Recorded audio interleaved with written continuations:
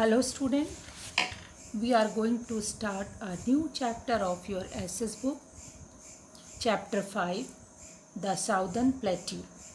Southern means south side and plateau means a land which is flat at top. ऐसी land जो ऊपर से flat होती है उसको कहते हैं प्लेट्यू। प्लेट्यू को हम टेबल लैंड भी कहते हैं क्योंकि इसका शेप जैसे टेबल होता है हमारा, थोड़ा सा ऊंचा और फ्लैट ऊपर से उस तरीके का होता है, इसलिए हम इसको कहते हैं टेबल लैंड। इस southern plateau is surrounded bye hill range on all sides.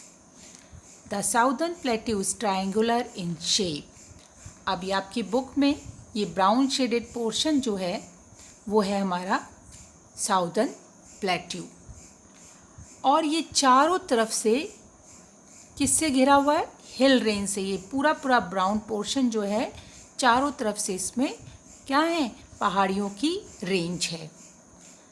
और ये जो है the southern plateau almost triangular in shape है। अगर आप देखो बिल्कुल ट्रायंगुलर नहीं है, ऑलमोस्ट लगभग ट्रायंगुलर जैसा है।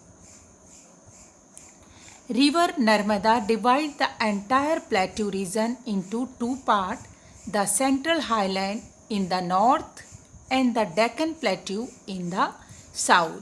अब यहाँ हमारी नर्मदा रिवर जो है वो इस पूरे प्लेट्यू को दो पार्ट पे डिवाइड कर देती है। ऊपर वाला पार्ट जो है, यहाँ जो नर्मदा रिवर है इसका ऊपर वाला पार्ट कहलाता है सेंट्रल हाईलैंड जो कि नॉर्थ में है, और जो नीचे वाला पोर्शन है वो कहलाता है डेक्कन प्लेट्यू जो साउथ साइड में है। The southern plateau cover a large part of the country. अब आप जैसे देख रहे हो इसको, इंडिया का बहुत बड़ा पार्ट कवर किससे हो रखा है? ये साउदर्न प्लेट्यू से कवर किया हुआ है।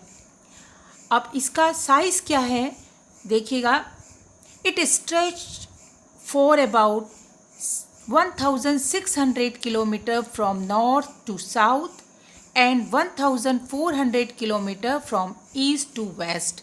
अब कितना ज़्यादा ये फैला हुआ है, अगर हम यहाँ से यहाँ तक की इसका डिस्टेंस देखें तो है 1600 किलोमीटर, और यहाँ से यहाँ तक का डिस्टेंस देखें तो ये है 1400 किलोमीटर ये फैला हुआ है। The Aravalli Hills are in the northwest and Rajmahal Hill in the northeast। अब इसके जो नॉर्थ वेस्ट है, ये साइड नॉर्थ है और ये वाली साइड क्या है? वेस्ट है। तो ये साइड हो गई नॉर्थ ईस्ट, नॉर्थ वेस्ट। तो नॉर्थ वेस्ट में तो क्या है? यहाँ पर अरावली हिल्स हैं, और इस साइड कौन से हिल है?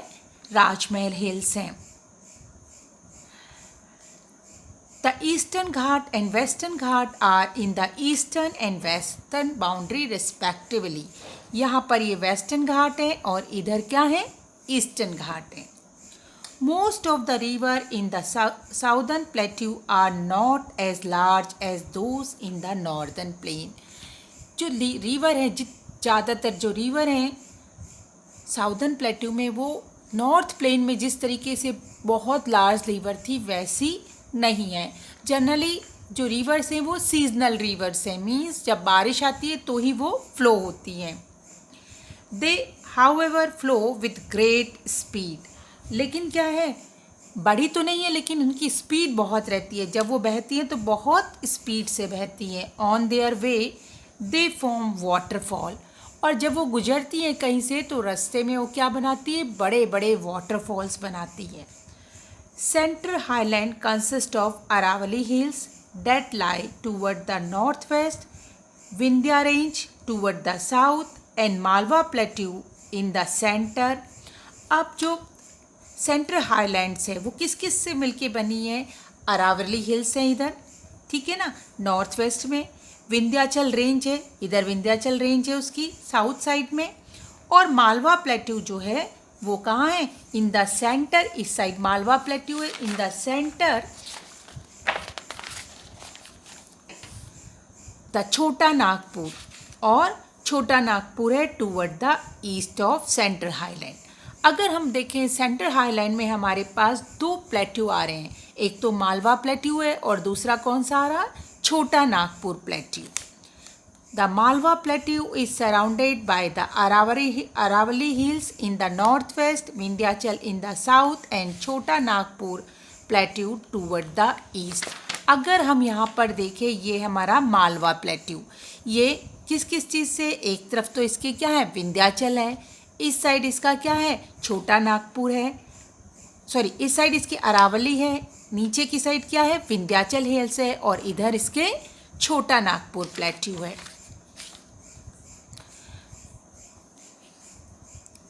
Black soil is found in this region, और जो ये सेंट्रल हाईलैंड है इसमें जो सॉइल मिलती है वो कौन सी है, ब्लैक सॉइल है। It is good for crop such as cotton and sugar cane, और जो ब्लैक सॉइल है उसमें बहुत अच्छी क्रॉप होती है, किस किस की, एक तो कॉटन जिसको हम कपास कहते हैं और शुगर केन गन्ना।